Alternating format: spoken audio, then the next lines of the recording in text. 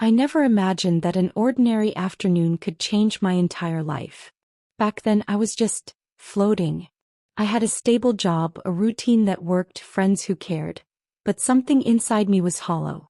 Not broken, just unfinished.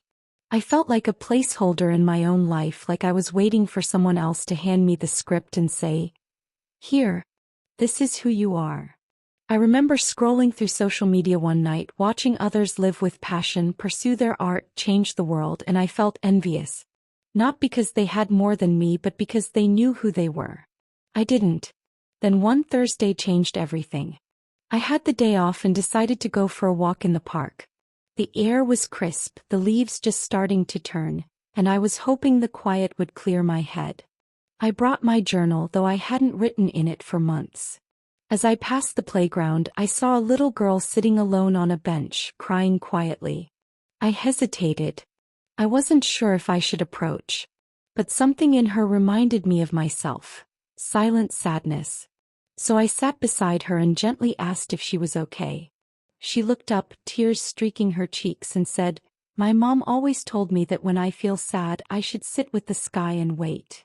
That line, it landed in me like a spark. She explained that her mom had passed away the year before, and whenever she missed her, she came to this spot. I didn't know what to say at first, so we just sat there, quiet, looking at the sky.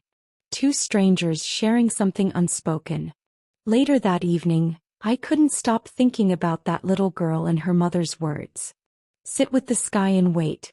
I opened my journal for the first time in months and wrote that down. I wrote pages. I didn't stop until the sun set. It was the first time in years that I felt truly connected, to myself, to the world, to a moment. That night I remembered how much I loved writing. Not just writing, but storytelling. When I was younger, I wanted to be a writer. I'd fill notebooks with short stories, poems, dialogues. But somewhere along the way, life got louder than my dreams. That little girl, without knowing, helped me reconnect with a part of myself I had buried under deadlines, self-doubt, and practicality. From that day on, everything changed. I started waking up earlier just to write a few pages before work. I began revisiting old journals, stories I'd abandoned. I signed up for a writing workshop, terrified but excited. I was the oldest one in the group by far, but I didn't care. For the first time, I wasn't chasing someone else's version of success. I was following a voice inside me I had ignored for too long. The more I wrote, the more alive I felt. My anxiety lessened. My days felt fuller. I started a small blog. No one read it at first, but that wasn't the point.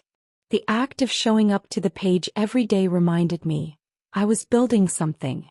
I faced setbacks, of course. There were days I doubted myself, wondered if I was too late. But the memory of that bench in the park always brought me back. The stillness, the sky, the feeling that something larger than me had nudged me back to life. Eventually, my blog began to find its audience. People wrote in to say my words helped them feel seen. That they too had forgotten who they were. That they were trying to find their voice again. That was the moment I realized. This is my purpose. Not fame. Not money. But connection. Storytelling. Giving others the space to feel less alone. Today I'm not the person I was a year ago. I don't have it all figured out. But I have direction. I have peace. I have something to wake up for. And that's everything. So if you're feeling lost, like your life is a series of empty pages, keep walking. Keep listening. Keep showing up for yourself. Because sometimes your purpose doesn't arrive in a grand epiphany. Sometimes it comes as a whisper from a child on a bench, reminding you to look up and wait. And when it finds you, don't let it go.